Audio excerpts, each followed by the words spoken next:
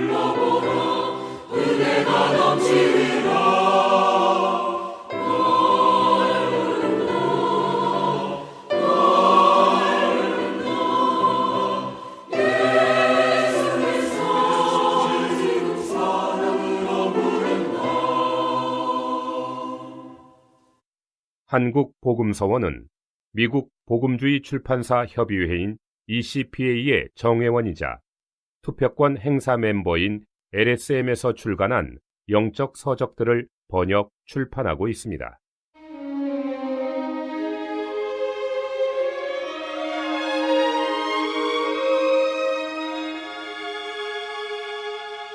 균형 잡힌 그리스도인.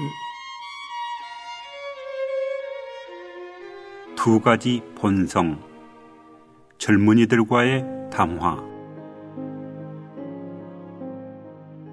주 예수님을 구주로 믿는 많은 사람들이 주님을 믿은 직후 하나의 새로운 체험을 합니다. 그들은 마음속에 두 본성이 있다는 것을 발견합니다. 이 두 본성은 서로 완전히 다릅니다. 두 본성 가운데 하나는 악하며 다른 하나는 선합니다. 때로 선한 본성이 우위를 차지할 때 사람은 아주 사랑스럽고 인내하며 선하고 온유합니다. 때로 악한 본성이 우세할 때는 매우 시기하고 성질을 내며 사악하고 완고하게 됩니다. 이러한 상태에 있는 믿는 이들은 그들의 생활이 갑작스럽게 올라가고 내려가는 것들을 체험하게 됩니다. 때로 그들의 영적인 상태는 산 정상에 있는 것 같다가 어떤 때에는 깊은 골짜기에 있는 것 같습니다. 이러한 영적 생활은 바다의 파도처럼 때로는 올라갔다가 때로는 낮아지기도 합니다. 이런 상태에 있는 믿는 이들은 갈피를 잡지 못합니다. 왜 기쁨이 있습니까? 왜 슬픔이 있습니까? 왜 때로는 어떤 사람을 그토록 사랑하고 어떤 사람들의 조소를 쉽게 참지만 또 어떤 때는 그렇게도 사랑할 수 없고 그렇게도 참을 수 없습니까? 영적인 상태가 정상에 있을 때 그러한 상태에 있는 사람은 말할 수 없는 기쁨과 평강을 체험합니다. 그러나 영적으로 낮을 때는 슬픔과 절망으로 가득합니다. 그 사람이 주님을 믿기 전에는 죄를 지었을 때에도 많은 느낌이 없었습니다. 그러나 이제 상황은 다릅니다. 그는 우연히 잘못 말할 수도 있고 우연히 잘못 행할 수도 있습니다. 전에는 이런 일들이 사소하게 여겨졌고 양심은 조금도 괴롭지 않았었습니다. 그러나 지금은 그가 많은 자기 정죄 속에 빠져 있습니다. 비록 아무도 그를 정죄하지 않아도 그는 잘못 행한 것 때문에 자신을 스스로 책망합니다. 그러한 자기 정죄는 정말 견디기 어렵습니다. 그것 때문에 믿는 이는 수치감을 느끼고 난처해하고 죄책감과 정죄의식을 갖게 됩니다. 그는 주님께서 자신의 죄들을 완전히 용서해 주셨다는 것을 발견하고 그의 영적인 즐거움이 회복된 후에라야 다시 기뻐할 수 있습니다. 그러나 이러한 행복은 오래 지속되지 않습니다. 이러한 생활의 단계에 머무는 믿는 이들은 곧 자신이 다시 넘어지고 이전의 즐거움이 다시 사라지는 것을 발견합니다. 그리고 조금 후에는 자신이 전에 지은 동일한 죄를 다시 짓고 있는 것을 발견합니다.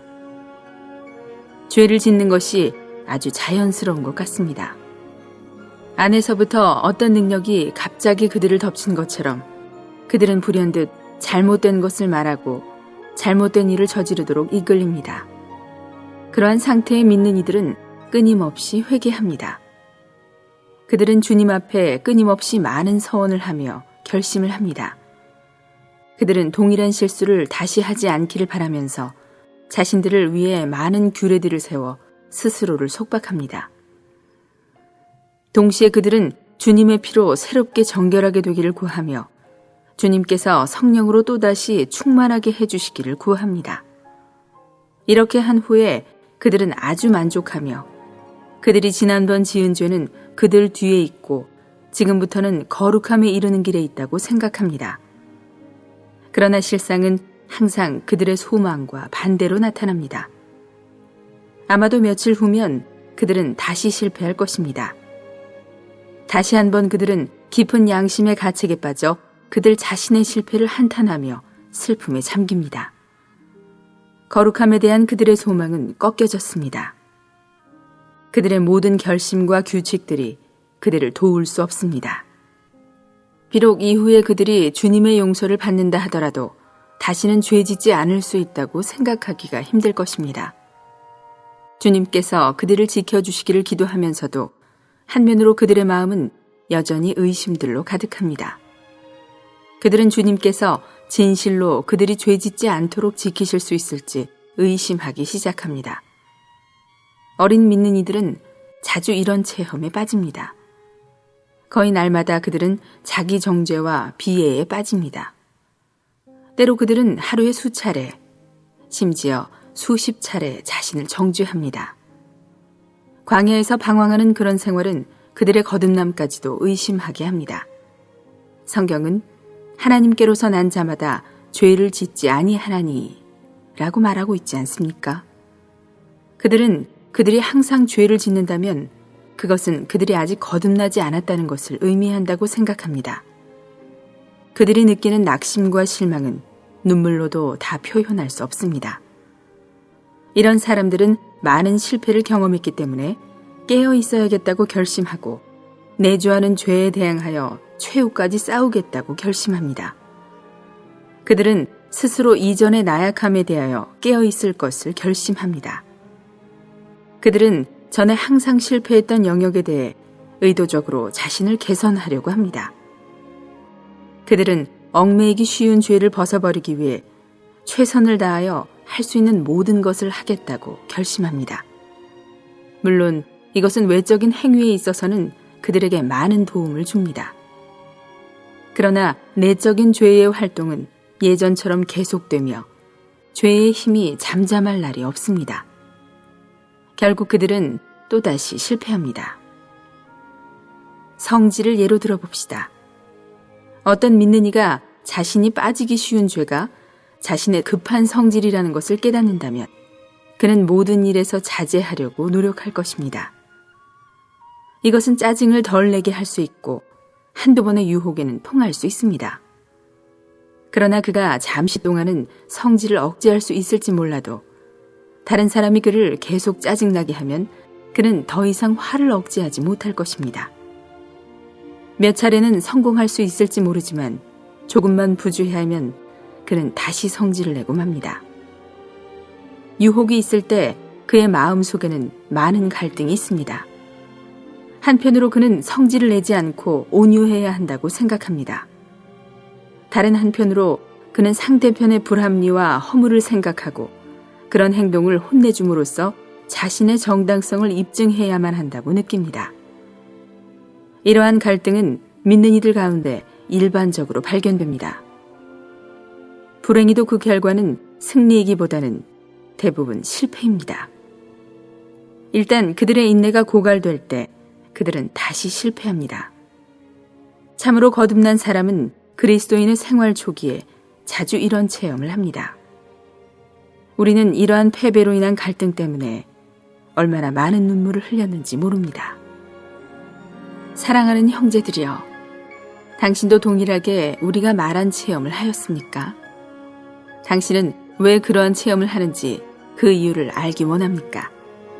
당신은 승리하기 원합니까? 주님께서 오늘 우리가 논하고 있는 것을 축복해 주셔서 우리가 그분의 은혜 안에서 자라는 비결을 배울 수 있기 바랍니다. 우리의 현재 상태에 대하여 말하기 전에 우리는 먼저 주님을 믿기 전에 우리가 어떤 종류의 사람이었는지를 이해해야 합니다. 그리고 그런 다음 우리는 주님을 믿은 후에 우리의 상태를 말해야 할 것입니다. 우리는 우리가 영과 혼과 몸, 세 부분으로 이루어진 사람이라는 것을 알고 있습니다.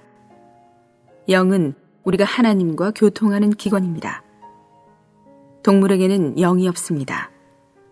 따라서 동물은 결코 하나님을 경배할 수 없습니다. 혼은 우리의 인격이 존재하는 자리입니다. 우리의 의지, 생각, 감정 및 감상은 모두 혼의 기능들입니다. 몸은 우리의 바깥 틀입니다.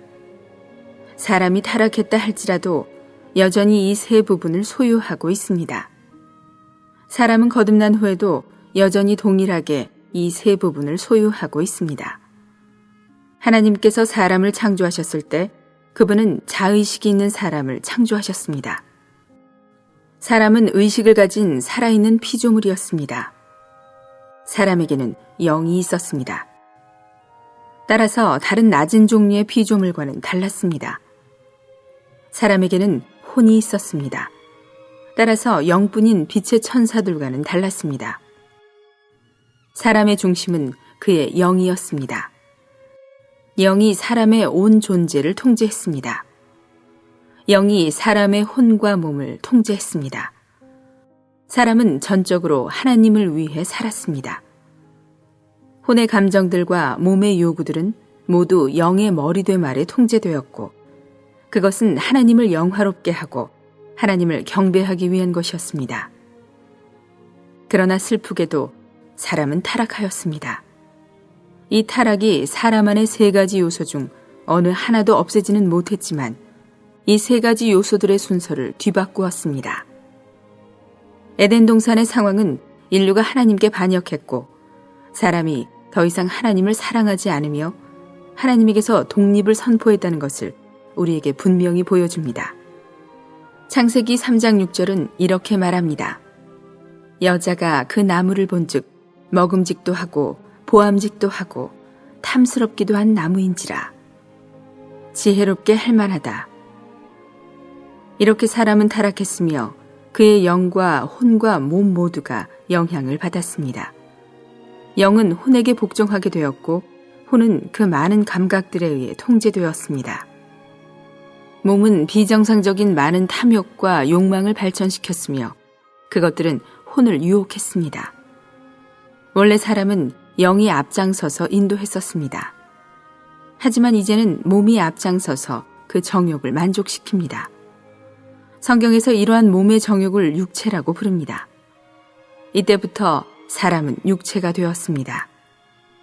사람이 범죄한 이후로 육체는 사람의 본성이 되었습니다. 이제 육체가 사람의 타고난 조성이 되었습니다. 우리의 본성은 우리의 온 존재를 지배하는 생명의 원칙 혹은 생명의 조성입니다. 아담 이래로 여자에게서 난 모든 사람이 이 죄의 본성을 가지고 있고 그들 모두가 육체에 속합니다. 육체의 기원과 어떻게 육체가 바로 우리의 죄의 본성인가를 이해한 후에 우리는 이제 이 육체의 특징을 살펴볼 수 있습니다. 우리는 이 육체가 개선되기를 기대할 수 없습니다. 사람의 본성은 바꾸기가 어렵습니다. 사실상 그것은 바뀌지 않습니다. 주 예수님은 육으로 난 것은 육이요 라고 말씀하셨습니다. 우리는 뭐뭐시오 라는 단어에 초점을 맞추어야 합니다. 육으로 난 것은 육입니다. 사람이 아무리 많이 자신을 바꾸고 개선하고 개발해도 육체는 여전히 육체입니다. 사람이 자비롭고 친절하며 아무리 많이 구제하고 다른 사람을 사랑하고 섬긴다 할지라도 그는 여전히 육체입니다. 육으로 난 것은 육입니다. 태어난 것이 육체이므로 존재하는 것도 육체입니다. 땅 위에 있는 어떤 사람도 자신의 육체를 바꿀 수 없습니다. 하늘에 계신 하나님도 사람의 육체, 즉 사람의 본성을 바꾸실 수 없습니다. 하나님은 사람의 죄의 본성을 고치거나 개선하거나 바꾸는 것이 불가능하다는 것을 아셨기 때문에 이제 놀라운 구속의 길을 보여주셨습니다. 우리는 주 예수님께서 골고다의 십자가 위에서 우리를 위해 죽으신 것을 알고 있습니다. 우리는 또한 그분을 믿고 그분을 우리의 구주로 받아들일 때 구원받는다는 것을 알고 있습니다. 그러나 우리가 그분의 아들의 이름을 믿으면 왜 하나님께서 우리를 사망에서 생명으로 구출해 주십니까?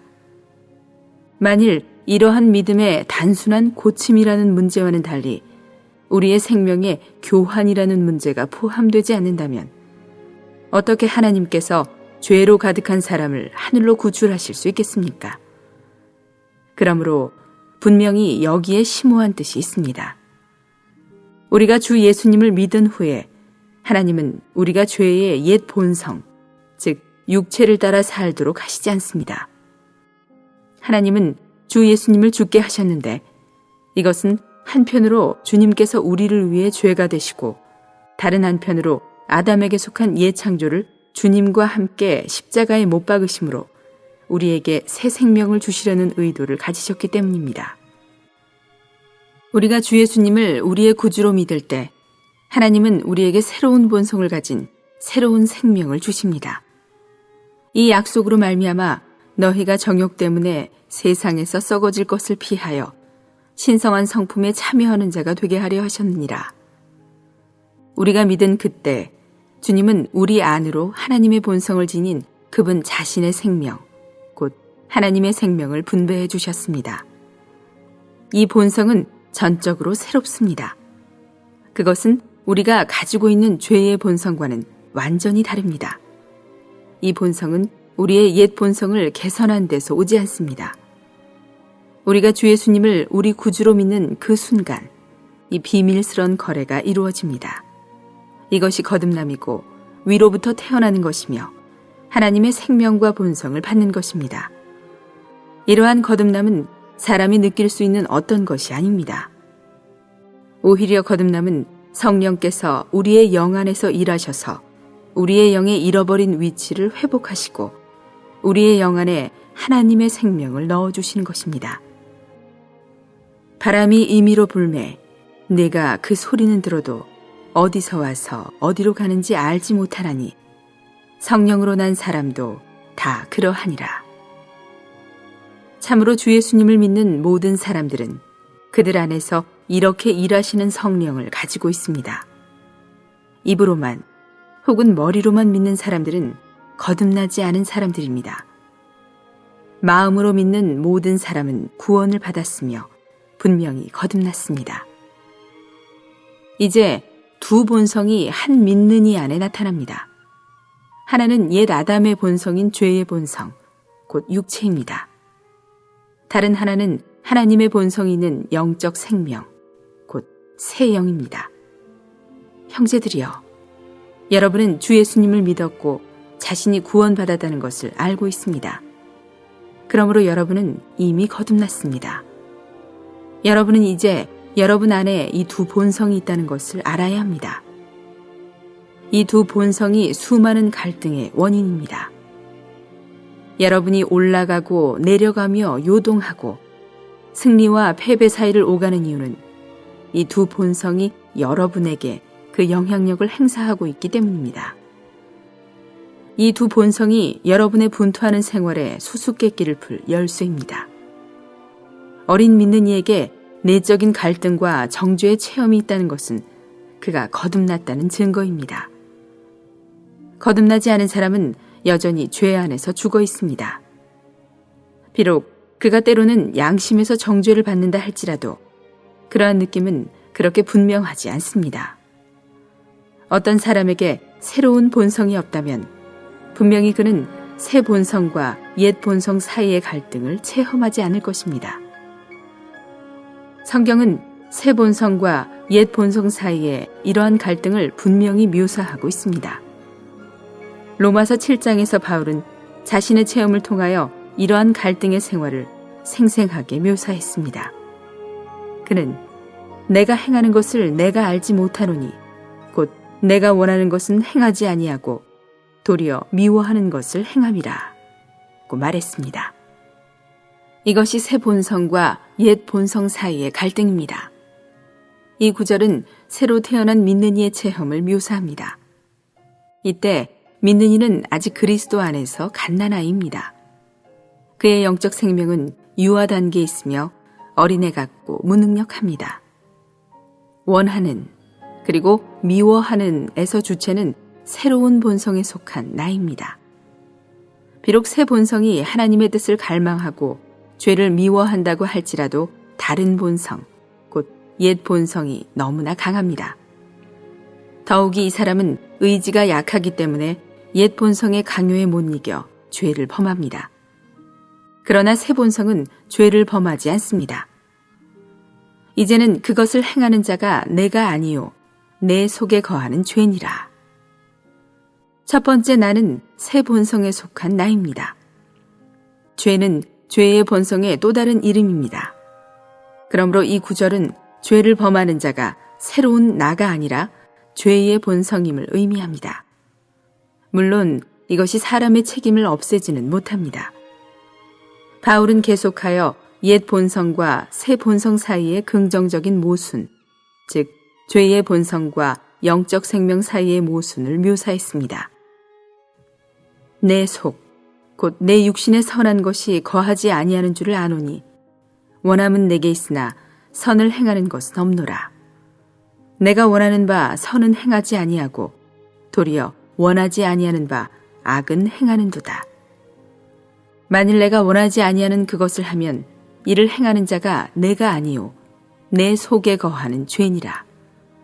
그러므로 내가 한 법을 깨달았노니 곧 선을 행하기 원하는 나에게 악이 함께 있는 것이로다. 내 속사람으로는 하나님의 법을 즐거워하되 내 지체 속에서 한 다른 법이 내 마음의 법과 싸워 내 지체 속에 있는 죄의 법으로 나를 사로잡는 것을 보는도다. 이것은 진실로 모든 믿는 이들의 공통된 체험입니다. 선을 행하기 원하지만 그것을 행할 수 없고 악과 싸우기 원하지만 그것에 저항할 수 없습니다. 유혹이 올 때 어떤 능력이 우리의 거룩함에 대한 갈망을 억압합니다. 그리하여 우리는 말하지 말아야 할 것을 말하며 해서는 안 될 행동을 합니다. 많은 결심과 서원에도 불구하고 우리는 이 능력이 작용하는 것을 멈추게 할 수 없습니다. 갈라디아서에서 바울은 이 두 본성 사이의 갈등을 다시 설명합니다. 육체의 소욕은 성령을 거스르고 성령은 육체를 거스르나니 이 둘이 서로 대적함으로 너희가 원하는 것을 하지 못하게 하려 함이니라. 옛 본성과 새 본성은 서로 원수가 됩니다. 두 본성 모두는 우리에게서 절대적인 우위를 얻기 위해 싸웁니다. 옛 본성은 그 갈망과 능력을 가지고 있으며 새 본성 또한 그렇습니다. 이 두 본성이 동시에 우리 안에 존재합니다. 따라서 갈등은 계속됩니다. 그것은 리브가의 태중에 있는 에서와 야곱 같습니다. 그 둘은 서로 완전히 달랐고 때로 태중에서도 서로 싸웠습니다. 하나님의 아들이 이 땅 위에 계셨을 때 땅 위의 모든 권세들이 그분을 죽이려고 음모를 꾸몄습니다.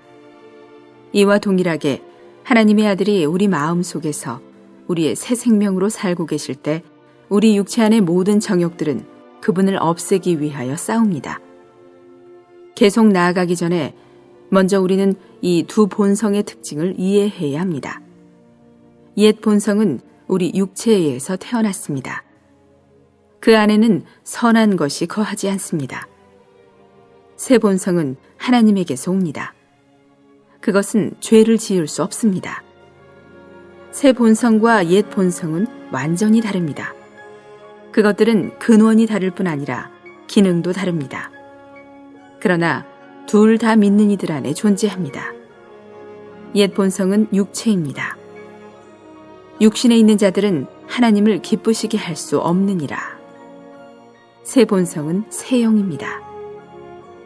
하나님은 영이시니 예비하는 자가 영과 진리로 예비할지니라. 인간적으로 말해서 옛 본성은 새 본성과 비교하지 않는다면 자기를 변명하는 성향과 정욕 같은 것들이 있음에도 불구하고 그렇게 나쁘다고 볼 수 없습니다. 그러나 어떤 사람이 거듭날 때 새 본성이 새 생명과 함께 들어옵니다. 새 본성과 옛 본성을 함께 둘 때 옛 본성의 참된 특징이 드러납니다. 새로운 본성과 대조해 볼 때 옛 본성이 세상에 속하며 악하고 마귀적인 것이 폭로됩니다. 새 본성은 거룩하고 하늘에 속하며 신성합니다. 옛 본성은 오랜 시간을 거쳐 사람 안에 아주 깊이 짜여졌기 때문에 체험적으로 이 옛 본성을 제거하는 데는 상당히 긴 시간이 걸립니다. 새 본성은 우리 안에 들어온 지 얼마 되지 않습니다. 사람의 육체와 죄의 본성이 너무 강하기 때문에 새 본성의 성장과 기능을 압도합니다. 물론 우리는 다만 사람의 관점에서 말하는 것입니다. 이것은 말씀의 시의 성장을 억제하는 가시떨기와 같습니다. 이 두 본성은 서로 반대되기 때문에 유혹이 올 때 사람은 심한 갈등을 체험하게 됩니다. 옛 본성은 강하고 새 본성은 약하므로 사람은 종종 자신이 원하지 않는 것을 하고야 합니다. 새 본성은 거룩함으로 어떤 사람이 실패할 때 그는 후회하게 되고 스스로를 정죄하며 죄를 깨끗하게 하는 피를 간절히 구합니다. 형제들이여, 이제 여러분은 여러분이 갈등하는 이유를 이해하게 되었습니다. 이런 종류의 갈등은 여러분이 거듭났다는 것을 아주 분명하게 보여줍니다. 이제 가장 중요한 질문은 그러면 우리가 어떻게 이길 수 있는가입니다. 달리 말해 우리가 어떻게 옛 본성의 능력과 작용을 거절하고 새 본성의 열망을 따라 행하여 주님을 기쁘시게 할 수 있는가 하는 것입니다. 새 구절을 읽어봅시다. 갈라디아서 5장 24절. 그리스도 예수의 사람들은 육체와 함께 그 정욕과 탐심을 십자가에 못 박았느니라. 갈라디아서 5장 25절. 만일 우리가 성령으로 살면 또한 성령으로 행할지니. 갈라디아서 5장 16절. 내가 이르노니 너희는 성령을 따라 행하라. 그리하면 육체의 욕심을 이루지 아니하리라.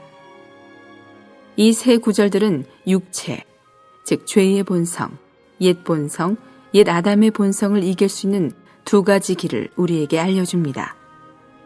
사실상 두 가지 길은 한 길의 두 방면 혹은 두 부분입니다. 십자가와 성령은 죄의 본성을 이기는 유일한 길입니다. 이 길을 떠나서 사람이 선을 행하려고 아무리 결심하고 결단하고 심지어 서원해도 그 결과는 오직 실패뿐입니다. 우리는 우리의 모든 실패가 완강한 죄의 본성 때문이라는 것을 보았습니다. 우리는 그것 때문에 그처럼 낮은 상태로 떨어집니다. 우리가 이기고 지는 여부는 이 죄의 본성인 육체를 처리할 수 있는가 없는가에 달려 있습니다. 하나님께 감사합시다. 우리에게는 소망이 없을지라도 하나님께는 길이 있습니다. 하나님은 십자가 위에서 우리를 위해 길을 예비하셨습니다. 주 예수님께서 십자가에서 못 박히셨을 때 그분은 우리를 위하여 죽으셨을 뿐 아니라 십자가에 우리 육체를 그분과 함께 못 박으셨습니다. 따라서 주 예수님께 속하며 거듭난 모든 사람들은 그들의 육체를 십자가에 못 박았습니다. 그분께서 십자가에 못 박히셨을 때 우리 육체 또한 거기에 못 박혔습니다. 대체하는 죽음과 동일시하는 죽음 모두가 주 예수님에 의해 성취되었습니다. 둘 모두가 완전히 성취되었습니다. 전에 우리는 그분께서 우리를 대신하여 죽으셨다는 것을 믿음으로 거듭났습니다. 이제 동일하게 우리는 우리의 육체가 그분과 함께 십자가에 못 박혔다는 것을 믿음으로 육체가 죽는 체험 안으로 이끌립니다. 육체는 항상 육체라는 것을 우리는 알고 있습니다. 이것이 하나님께서 우리에게 새 생명과 새 본성을 주신 이유입니다. 그러면 우리는 육체를 어떻게 해야 합니까? 하나님은 그것이 소망이 없으며 가망이 없다고 여기셨기 때문에 그것을 끝내실 것을, 즉 죽음에 넣으실 것을 결정하셨습니다. 육체를 죽게 하는 것보다 더 나은 방법이 없습니다. 따라서 그리스도 예수의 사람들은 육체와 함께 그 정욕과 탐심을 십자가에 못 박았다. 이것이 육체를 죽음에 넣는 것입니다. 이것은 주 예수님께서 성취하신 것입니다. 그분은 이미 이것을 성취하셨습니다. 우리는 우리의 육체를 그분과 함께 십자가에 못 박음으로써 이제 우리의 죄의 본성을 죽음에 넣을 수 있습니다. 이것은 우리의 아무런 노력 없이 성취되었습니다. 어떻게 이 함께 죽는 것이 우리의 체험이 될 수 있습니까? 우리는 그 길이 믿음이라고 말했습니다. 로마서 6장 11절은 이와 같이 너희도 너희 자신을 죄에 대하여는 죽은 자요 그리스도 예수 안에서 하나님께 대하여는 살아있는 자로 여길지어다 라고 말합니다. 여기서 죄는 육체인 죄의 본성을 말합니다. 우리 스스로는 육체를 죽게 할 수 없습니다. 유일한 길은 역임입니다. 역임이란 우리의 의지와 믿음을 사용하는 것입니다. 이것은 매일의 생활 속에서 우리가 육체에 대하여는 죽었다고 여기고 하나님의 말씀을 믿으며 하나님의 모든 말씀은 참되다고 여기는 태도를 취한다는 뜻입니다. 하나님은 우리의 육체가 주 예수님과 함께 십자가에 못 박혔다고 말씀하시며 나도 내 육체가 진실로 십자가에 못 박혔다고 믿습니다. 한편으로 우리는 우리가 죽은 것을 믿습니다. 다른 한편으로 우리는 우리가 참으로 죽었다는 태도를 취합니다. 우리가 이렇게 한다면 우리는 죄에 대하여 죽는 참된 체험을 갖게 될 것입니다. 우리가 이렇게 여긴다면 십자가가 우리를 자유하게 하는 것을 볼 것이며 육체는 무력해질 것입니다. 일단 우리가 자신을 죽은 것으로 여길 때 우리가 즉각적인 죽음을 체험하는 것이 사실입니다. 그러나 많은 사람들이 육체의 권세에서 구출되는 것을 점진적으로 체험합니다. 이것은 우리의 어리석음 때문이거나 악한 영들이 계속 우리의 육체 안에 머무르려고 하기 때문입니다. 우리가 계속해서 믿고 우리의 의지가 합당한 태도를 취한다면 우리는 결국 이길 것입니다. 그러나 이것은 그 이후로 우리 안에 더 이상 죄의 본성이 없다거나 새로운 본성만 남아있다는 뜻이 아닙니다. 우리가 이렇게 말한다면 우리는 이단에 빠질 것입니다. 이것은 성경의 가르침을 희석시킬 뿐 아니라 성도들의 체험과도 반대됩니다. 우리가 이러한 죄의 몸에서 구출되기 전까지는 죄의 몸에 속한 죄의 본성인 육체로부터 결코 자유롭지 못할 것입니다. 우리가 십자가의 일을 받아들였다고 하더라도 육체가 여전히 존재한다는 사실은 우리가 계속적으로 성령에 의해 행해야 한다는 것을 의미합니다. 이렇게 함으로써만 우리는 육체의 욕심을 이루지 않게 될 것입니다. 십자가는 우리가 육체를 못 박는 수단입니다. 성령은 우리의 육체를 부활하지 못하게 하는 능력입니다. 소극적인 면에서 우리는 육체의 생명을 제거하기 위하여 십자가에서 그리스도와 함께 죽었음을 믿어야 합니다. 적극적인 면에서 우리는 육체가 다시 불타오르는 기회를 얻지 못하도록 성령을 따라 행해야 합니다. 많은 믿는 이들은 이 한 가지 요점에서 실패하기 때문에 그들의 육체의 부활을 체험합니다. 우리가 성령을 거스를 때마다 우리는 육체에게 왕으로서 다스릴 기회를 줍니다. 범사에 우리가 성령을 따라 행한다면 육체는 아무런 기회도 갖지 못할 것입니다. 어떤 사람이 성경에서 죄의 본성인 육체를 이기는 방법을 읽거나 다른 사람에게서 그것에 대하여 들을 수 있습니다. 그러나 그는 체험적으로 그것을 접할 때만이 그것이 참되다는 것을 깨달을 것입니다. 나는 사람들에게 그것을 믿는 순간 그러한 것을 체험할 수 있다고 말하곤 했었습니다. 그러나 나 자신의 경우에 있어서 그것을 체험하는 데는 아주 오랜 시간이 걸렸습니다. 이것은 무슨 뜻입니까? 많은 때 우리는 그저 분투할 뿐입니다. 우리가 십자가를 신뢰한다고 말할지라도 우리는 그 기간의 30%는 우리 자신을 신뢰하며 우리 자신의 역임을 신뢰하는 것입니다. 많은 때 하나님은 우리가 패배하도록 허락하십니다. 그 결과 마침내 우리 자신은 아무것도 신뢰할 것이 없다는 것을 체험적으로 깨닫게 될 것입니다. 우리가 자신을 죽었다고 여기는 우리 자신의 역임까지도 쓸모없는 것입니다. 그렇기 때문에 우리가 일단 역이면 승리를 체험한다고 말하는 것이 사실이며 동시에 오직 점진적인 이해를 통해서만 그런 체험에 들어간다고 말하는 것도 참된 것입니다. 형제들이여, 이제 여러분은 우리의 두 본성과 육체를 이기는 길을 이해하게 되었습니다. 이제 여러분은 이 글을 읽는 동안 여러분의 믿음을 사용하여 자신을 죄에 대하여는 죽은 자로 여기고 체험적으로 죄를 이길 수 있도록 성령께 주 예수님의 십자가를 여러분 안에 깊이 적용시켜달라고 기도해야 합니다. 그리고 여러분은 성령을 좇아 행하겠다고 결심해야 합니다. 예전에 여러분의 결심은 실패했었습니다. 그러므로 이제 여러분은 여러분의 의지가 새로운 본성과 어울리도록 성령께 여러분의 의지를 강화시켜달라고 기도해야 합니다. 의지는 배의 키와 같아서 배 전체의 방향을 바꿀 수 있습니다. 그러나 작동하지 않는 키는 아무 소용이 없습니다. 성령께서 여러분을 강화시킨 후에 여러분은 이 의지를 사용하여 성령을 좇아 행해야 합니다. 육체가 결코 사라지지 않는다는 것을 기억하십시오. 육체는 항상 그곳에 있습니다. 만약 여러분이 성령으로 행한다면 여러분은 육체를 계속 십자가에 못 박을 수 있을 것입니다. 그러나 만약 그렇지 않으면 여러분은 육체 때문에 계속 고통을 받을 것입니다. 성령으로 행한다는 것은 범사에 잠잠히 성령을 신뢰하는 것입니다. 그 결과 여러분은 성령의 9가지 열매를 맺게 될 것입니다. 주님은 이 문제의 비밀 안으로 한 단계씩 체험적으로 여러분을 인도하실 것입니다. 그러나 여러분 편에서도 신실하게 성령을 신뢰하며 따라야 합니다.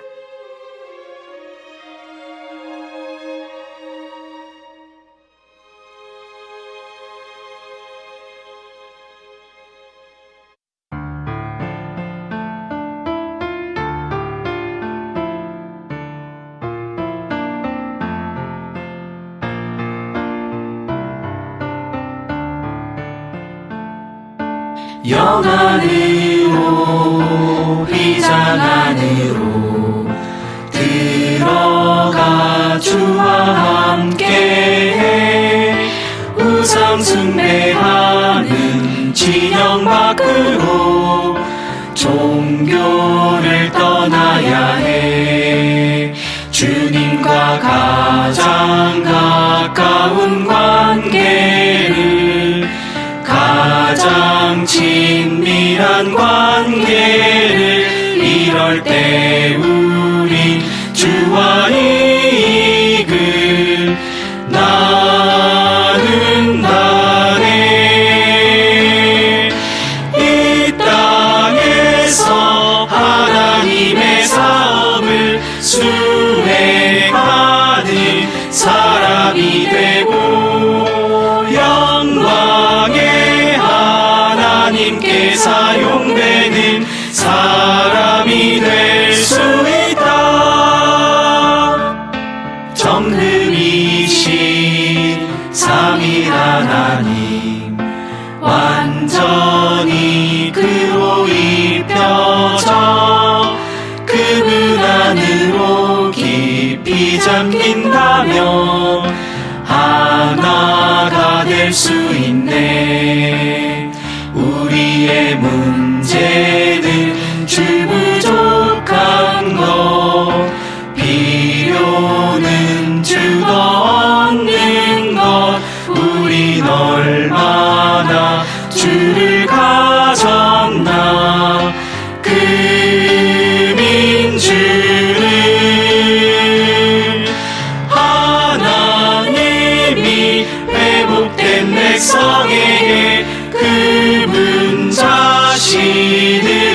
이시되 그 민주로 입혀지는 것으로 회복은 이루어지네.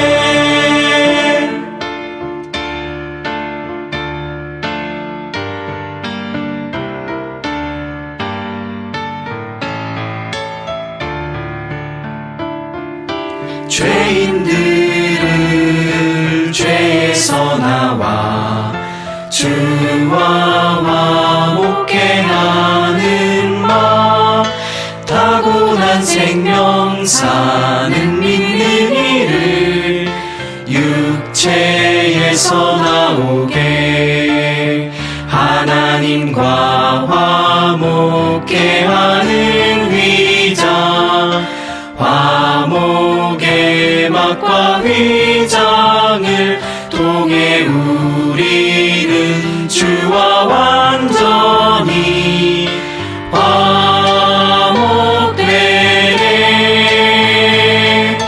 막과 위장 통해 절대적으로 믿는 이를 주께 이끌려 주의 귀한 죽음의 두 방면이 주와 하나 되게 해. 성막과 구름과 영광 삼일 하나님의 예표 성막 세워지고 구름 덮여져 영광이 충만할 때 삼일 하나님이 재현된다네. 영원한 경륜의 목표 그 위대한 날을 사모하라. 그 목표를 하나님의 단체적인 한 백성 하나님의 거처가 되고 영원토록 하나님을 표현해 대표하는 목표를 하나님의 단체적인 한 백성 하나님의 거처가 되고 하나님을 표현해 대표하는 목표를.